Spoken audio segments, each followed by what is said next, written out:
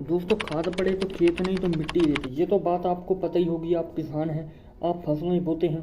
तो आज की वीडियो में मैं जानकारी बताने वाला हूँ बीइंग एग्रीकल्चर स्टूडेंट की देसी खाद के क्या फ़ायदे हैं। जी हाँ दोस्तों, साथ ही मैं बताने वाला हूँ इसके लॉन्ग टर्म के क्या फ़ायदे होंगे, आपको आपकी जेब के ऊपर क्या प्रभाव पड़ेगा।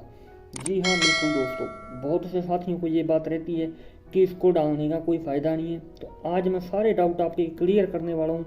वीडियो को बिल्कुल भी स्किप मत करिएगा, वीडियो के एंड तक बने रहिएगा। देसी खाद के जो फ़ायदे हैं दोस्तों, उनको 3 कैटेगरी के अंदर अपने डिवाइड करेंगे। पहला physical, chemical and second last one है बायोलॉजिकल। तो ये 3 कैटेगरी हैं, इनके ऊपर अपने चर्चा करेंगे और इनके अंदर जो फ़ायदे होंगे अपने मिट्टी को, अपने खेत को, अपने को और जो अदर ऑर्गेनिज्म हैं उनको, उन पर अपने चर्चा करेंगे। तो ये 3 कैटेगरी हैं जिनके बेस पर बात करने वाले हैं देसी खाद के फ़ायदे। दोस्तों, फिजिकल प्रॉपर्टी, जो मिट्टी होती है उसकी फिजिकल प्रॉपर्टी पर क्या क्या प्रभाव पड़ते हैं, तो ये पहला टाइप है। उसके अंदर भी 3-4 प्रकार के फायदे हैं, तो वो अपने डिस्कस कर लेते हैं, फिर अपने आगे बढ़ेंगे। तो पहली बात, जो मिट्टी होती है अगर उसके अंदर अपने देसी खाद डालते हैं, ठीक है, तो वो क्या कहते हैं, मिट्टी के जो कण होते हैं उनको जकड़ के रखती है। अगर मिट्टी मान लीजिए हल्की है या भारी है, हल्की मिट्टी होगी वो क्या होगी, कॉम्पैक्ट हो जाएगी, और जो भारी मिट्टी है वो क्या हो जाएगी, हल्की हो जाएगी। तो ऐसे होता है क्योंकि ये मिट्टी के कणों को आपस में जोड़ के रखती है, जिसकी वजह से इसके अंदर सोइल एरोजन नहीं होता है। 2 फायदे हो गए। तीसरा फायदा ये होता है कि जो फिजिकल प्रॉपर्टी होती है, जो स्ट्रक्चर होती है ना मिट्टी की, जो कण होते हैं जिनसे वो बनती है, उनकी इम्प्रूवमेंट होती रहती है। इससे क्या फ़ायदा होता है, इससे 2 बड़े फायदे होते हैं। पहला फ़ायदा, जो सोइल होता है उसके अंदर वाटर, और दूसरा फ़ायदा जो एयर, उन दोनों के बीच जो कॉम्बिनेशन होता है वो बिल्कुल सही रहता है, और जो मिट्टी है वो प्रॉपर तरीके से वर्क करती है, और जो न्यूट्रिएंट होते हैं वो क्रॉप को बहुत ही अच्छे तरीके से मिलते हैं, क्योंकि वाटर और एयर, उनका संतुलन जो बैलेंस है वो बिगड़ता नहीं है, वो बना रहता है लगातार। तो ये 4-5 फायदे हैं। इसके अलावा तो अब अपने मूव करते हैं सेकंड कैटेगरी पर, जो है केमिकल प्रॉपर्टीज़। केमिकल प्रॉपर्टीज़ जो होती हैं वो मिट्टी की सुधर जाती हैं, जिससे आपको फर्टिलाइज़र देने का कोई भी मतलब नहीं रह जाता है अगर आप देसी खाद दे रहे हैं। दोस्तों, देसी खाद कितने प्रकार की होती है, वर्मी कंपोस्ट होती है, कंपोस्ट होती है, और साथ ही FYM होती है। ये कुछ खादें होती हैं जो देसी खाद की बहुत ज़्यादा यूज की जाती हैं। अब इससे केमिकल फ़ायदा क्या होता है, केमिकल फ़ायदा ये होता है कि जो अपने खाद डालते हैं खेत में, उसके अंदर माइक्रो मैक्रो सभी प्रकार के न्यूट्रिएंट मिलते हैं, चाहे वो NPK हो, चाहे वो सल्फर हो, चाहे वो पोटाश हो, चाहे वो नाइट्रोजन हो, चाहे वो जिंक हो, बोरोन हो, सभी प्रकार के एलिमेंट उसके अंदर पाए जाते हैं, एक साथ ही मिल जाते हैं।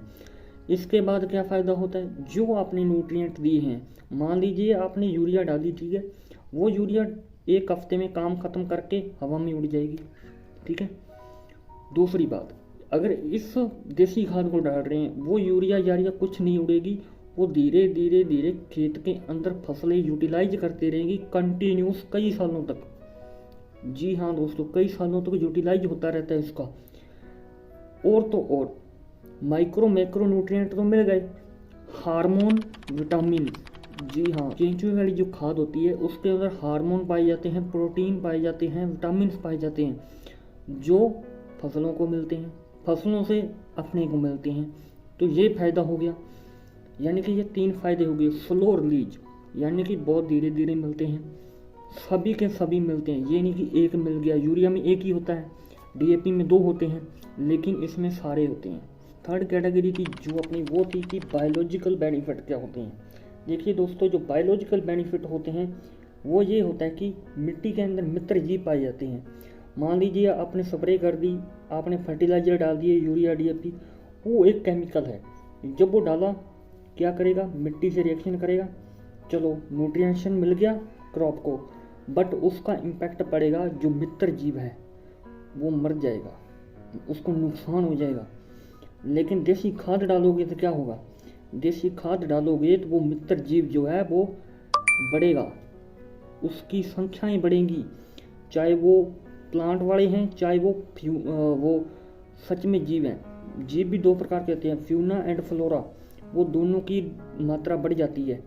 तो ये फ़ायदा हो गया। ये जो मिट्टी है, ये ऑर्गेनिक जो जीव होते हैं उनकी जो एक्टिविटीज़ हैं, ऑर्गेनिक जीव जो होते हैं, मतलब ऑर्गेनिज्म, सॉरी बोल रहा हूँ, जो जीव होते हैं मित्र जीव, उनकी जो एक्टिविटी है वो सक्रिय कर देता है, यानी कि वो काम करना शुरू कर देते हैं। क्योंकि आपने केमिकल नहीं डाला है, आपने देसी खाद डाली है, क्योंकि देसी खाद उसका भोजन है। तो ये फ़ायदा हो गया। अब इसका जे पर क्या फ़र्क पड़ता है? जी हाँ, देखिए दोस्तों, मान लीजिए आपने अभी से शुरू किया, 3-4 साल लगेंगे प्रोडक्शन बढ़ने में।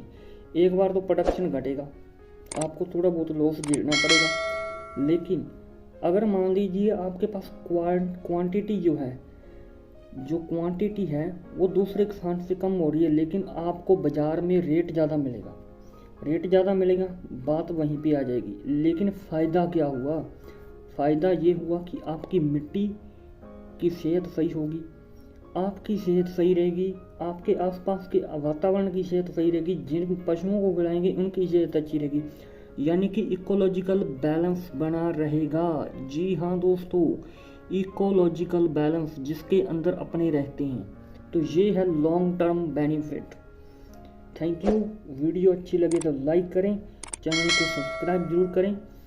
तो मिलते हैं नेक्स्ट वीडियो में। Thank you.